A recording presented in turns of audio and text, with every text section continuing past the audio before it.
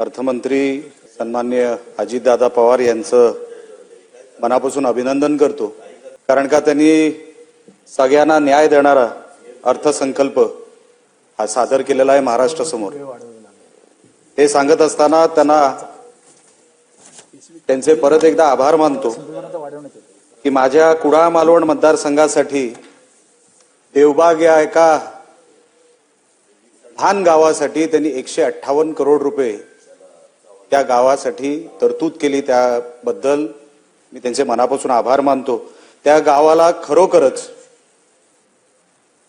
निधीची गरज होती, कारण का पुढे समुद्र आणि मागे बॅकवॉटर असा मधोमध असलेला तो गाव, आणि 25 वर्षापूर्वी ह्याच गावाला वाचवण्याचं काम सन्मान्य नारायण राणे साहेबांनी केलं, आणि 25 वर्षानंतर त्याच गावाला वाचवण्याचं काम हे सन्मान्य अजितदादांनी केलं।